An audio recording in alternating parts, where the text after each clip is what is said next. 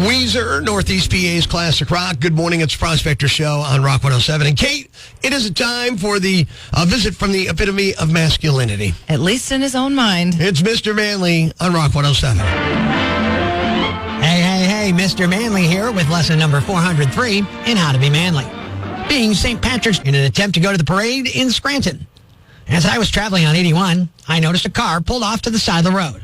All I could see was a young lassie bent over, trying to open her trunk and wearing a nice pair of green knickers. So, thinking that I could be her lucky charm, I stopped and offered assistance. As it turned out, she had a flat tire. I sprung into action, getting out my jack, lug nut wrench, and inflator. Of course, I'm referring to the ones in my trunk, not in my trunks. I was able to put the spare tire on and made sure it was properly inflated. She said, "My name's Patty. Thank you for your help. It was amazing watching you handle that jack, loosening and tightening those nuts, and someone that has an inflation device. Woo! I wish I could learn how to handle all of those things." Well, I knew at this point I could teach Patty how to handle such a situation and do so in a manly manner. If you ever find yourself in a similar situation, follow along in your manly manual, page number 403, and repeat after me. Number 1, Patty, I have a jack. I'm sure it'll give you a rise. Number 2, loosening and tightening nuts. You want to learn? Practice on these two right here. Number 3, shoo-wee Patty, being with you, I won't need my inflation device tonight. Shortly after, as Patty permanently loosens your nuts as you try to rise, and you suddenly know another reason why you'll not need your inflation device tonight, you'll realize just what kind of man you really are. Until next time, this is Mr. Manley saying be manly and good day. Breaking the news that's already broken. It's time for Prospector's Briefs on Rock 107. Well, we lost an hour over the weekend. That's right, Adrian Brody gave another speech. Some people want 71-year-old Pierce Brosnan to return as the new James Bond. Potential titles for the next film include Werther's Are Forever, Quantum of Matlock, and From Russia with Hemorrhoids. Netflix plans to spend over $18 billion on content this year. To put that number in perspective, that's $1 billion for every person who's sharing your Netflix password. Making sure breaking news stays broken. Tune in tomorrow for Prospector's Briefs on Rock 107. You might find this shocking, but evidently it can take a week to adjust to the time change. It's Prospector Show on your Burger Mania station, Rock 107. Kate, does the time change throw you off? I did not notice it this time. But it has in the past? It has in the past. All right. To me, it doesn't mess with me unless I forget to set one of the 3 clocks that I have to manually set. Like if I get in the car and I see the time and I'm like, oh my God, did I leave for work early? Like it's too early. And then I'm like, oh wait, no, moron, you didn't set the clock. It takes, yeah. Yeah. So it can take a week to adjust to daylight savings time, but it doesn't have to. If you're still dragging from the time change, here are a few things that you can do today that might help. Yeah, people act like they just got airdropped into a new dimension. Oh, I'm so disoriented. What year is it? It's 1 hour. You never stayed up too late watching YouTube or something?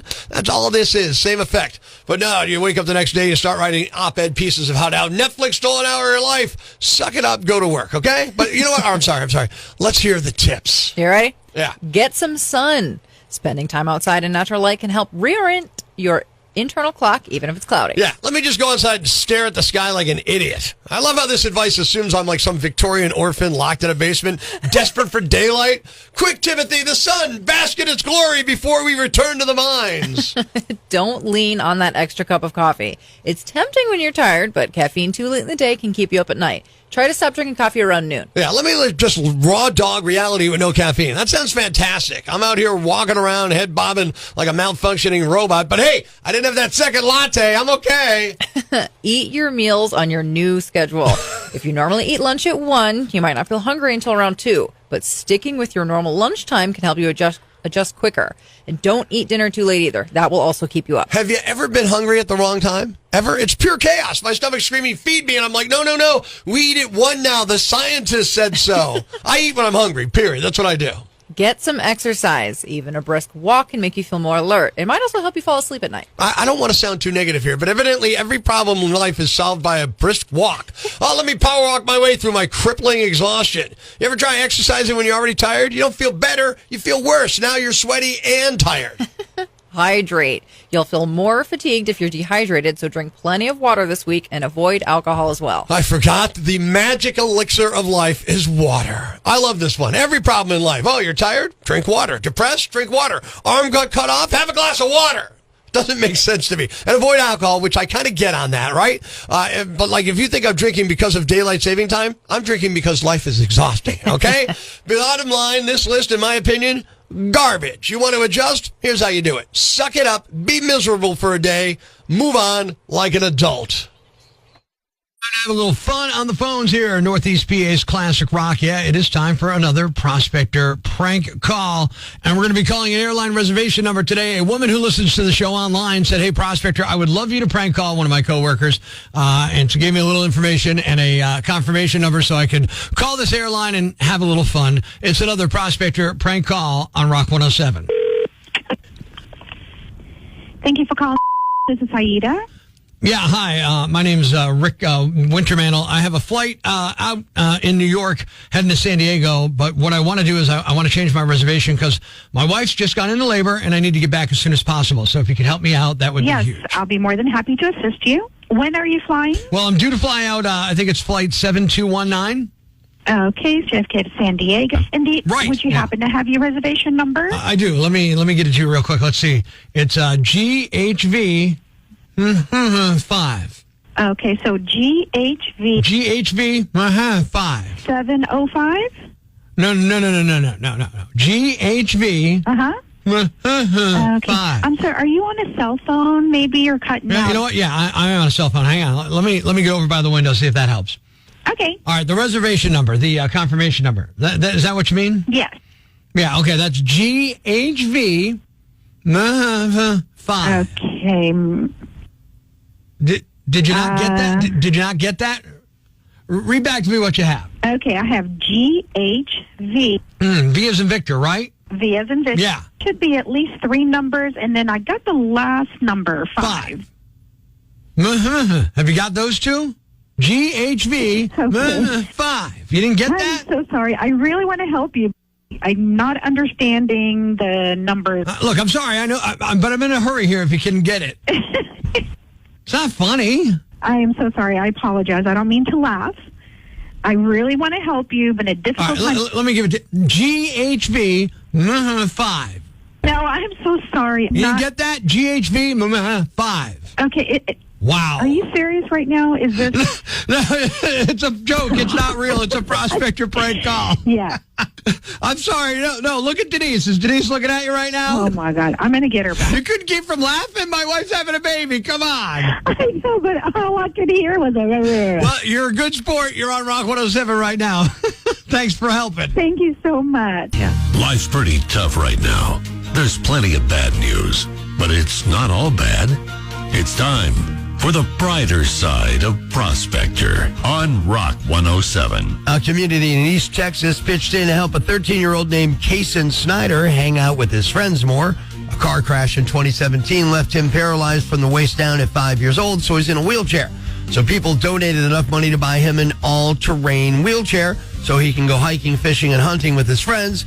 They surprised him with it over the weekend, and it cost about $18,000. Thanks. We needed that. The brighter side of Prospector on Rock 107. Ladies and gentlemen, grab the kids, call your neighbors, and gather around the radio. It's now time to announce the winner of Prospector's Jam Bag of the Day, as decided by you at rock107.com. We uncover the most baffling, ridiculous, pathetic, cockeyed, laughable, preposterous blunders in the world of misdeeds. Nominee number 1. This guy found out the hard way that you can be charged for something in your stomach. A 32-year-old man from Texas named Jathan Glider attempted to steal $1.3 million worth of jewelry from Tiffany & Company in Orlando last month. On his way out, he got into a scuffle with employees and dropped a ring, but he got away with 2 sets of diamond earrings worth $610,000 and $160,000. He jumped into his SUV and tried to drive all the way back to Texas, but cops tracked him down a few hours later. Before they took him into custody, Jathan swallowed the 2 sets of earrings. That didn't fool anybody. It just made things messier for the cops, who scanned his body, saw the foreign objects, and notified him that they'd have to be collected after passing through his system. He even asked the jail staff, quote, "Am I going to be charged with what's in my stomach?" Yeah, dude, you will. Nominee number 2. There have been reports of people being arrested for assaulting people with food, and it's usually silly stuff like chicken nuggets or Skittles. But this could be a lethal weapon. A 56-year-old woman in Florida named Shelly Hardwick got into a verbal altercation with her boyfriend last Sunday, and things got serious when she picked up a whole watermelon and threw it at the guy. Unfortunately, he was able to dodge it.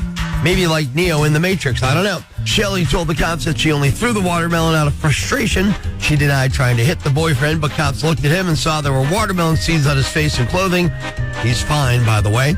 Shelly was arrested for domestic battery, spent a night in jail. She was ordered not to have contact with the boyfriend and to wear an ankle bracelet that monitors her alcohol consumption. And the winner is... The thief who swallowed $770,000 worth of stolen diamonds, thinking that would help him get away with the crime. You're the Yam Bag of the Day, and we'll move on to Friday's Yam Bag of the Week competition. Keep it here for all the nominees for Prospector's Yam Bag of the Day, weekday mornings on Rock 107. Thanks for listening to Prospector's Prime Cuts podcast. Be sure to catch us live weekdays from 5:30 to 10 a.m. on Rock 107 or online at rock107.com or the Rock 107 app. A free download for your Android or iPhone. Subscribe to the podcast on Apple Podcasts, Google Podcasts, Spotify, Stitcher Radio, or wherever you get your podcasts so you never miss Prospector's Prime Cuts.